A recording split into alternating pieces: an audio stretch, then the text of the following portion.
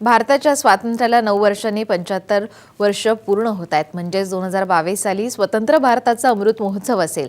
याचाच विचार करून पायाभूत सुविधांपासून शिक्षण आणि तंत्रज्ञान, वाढतं नागरीकरण, रोजगारासाठीचे कौशल्य, आर्थिक साक्षरता आदी क्षेत्रामध्ये वेगानं प्रगती करून भारतानं उत्तुंग भरारी घ्यावी यासाठी उद्योग क्षेत्रानं कॉन्फेडरेशन ऑफ इंडियन इंडस्ट्रीच्या पुढाकारानं इंडिया ॲट 75 ही महत्त्वाकांक्षी चळवळ राबवण्याचं ठरवलेलं आहे. या चळवळीची घोषणा नुकतीच एका विशेष समारंभामध्ये करण्यात आली.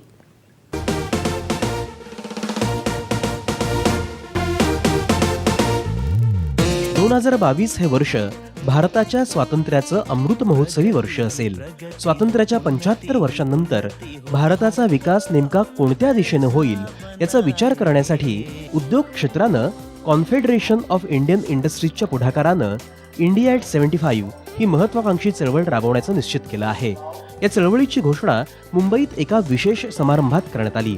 टाटा उद्योग समूहाचे प्रमुख सायरस मिस्त्री, अदी गोदरेज, राहुल बजाज, CIIचे अध्यक्ष S गोपालकृष्णन, राजन नवाणी, डॉक्टर रघुनाथ माशेलकर, खासदार प्रिया दत्त, माजी केंद्रीय मंत्री सुरेश प्रभू, सकाळ माध्यम समूहाचे व्यवस्थापकीय संचालक अभिजित पवार, गीतकार जावेद अख्तर यांच्यासह उद्योग आणि माध्यम क्षेत्रातली अनेक नामवंत मंडळी यावेळी उपस्थित होती. The whole thing is, it's a movement that can motivate a lot of people. I think it will motivate the youth, and we want to involve everybody through all sorts of media to ensure that this comes to fruition.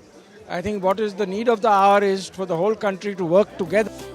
या चळवळीत काम करताना विकासाचे 7 महत्त्वाचे स्तंभ ठरवण्यात आले आहेत. नीतिमत्ता असलेले नेतृत्व आणि सुशासन, शिक्षण आणि कौशल्य विकास, व्यावसायिक आणि आर्थिक सबलीकरण, शहरीकरण आणि पर्यावरण संतुलन, तंत्रज्ञान आणि नाविन्यपूर्ण प्रयोगांची आखणी, कृषी, अन्न सुरक्षा आणि आरोग्य, कला, साहित्य आणि क्रीडा असे 7 महत्त्वाचे स्तंभ ठरवण्यात आले आहेत. या चळवळीच्या प्रचार आणि प्रसारासाठी तयार करण्यात आलेला मोबाईल ॲप साधा आणि सोपा असला तरी त्याची ताकद आणि महत्त्व मात्र खूपच आहे, असं सायरस मिस्त्री यांनी म्हटलंय. Each one of us can make a difference. I look forward to this platform being a catalyst. Thank you. शास्त्रज्ञ रघुनाथ माशेलकर यांनी भारताच्या 75 मध्ये तंत्रज्ञान सामान्यांकडे पोहोचायला हवं अशी अपेक्षा व्यक्त केली.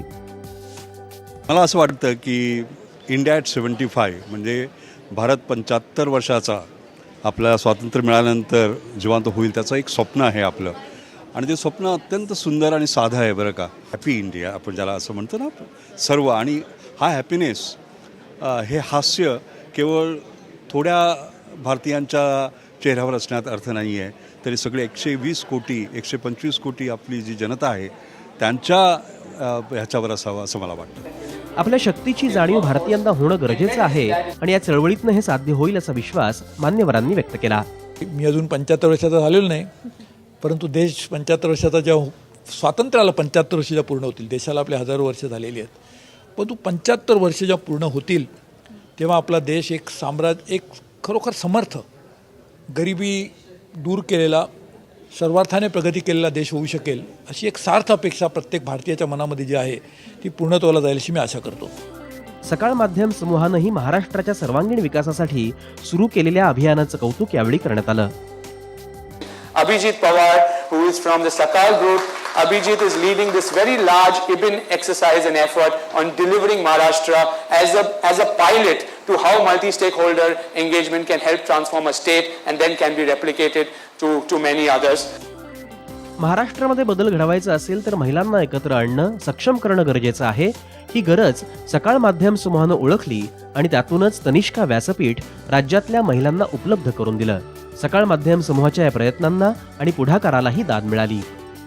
Getting the women involved is absolutely the biggest idea, because when you have a woman who is working, it means there is a family that will feed. It will be an educated family, and it will be a healthy family because she's the one who makes all these decisions, and I think that is a great idea.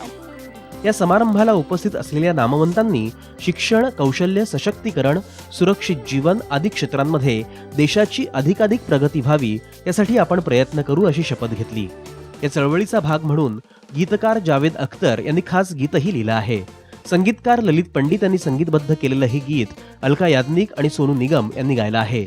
या गीताचा व्हिडिओही यावेळी सादर करण्यात आला.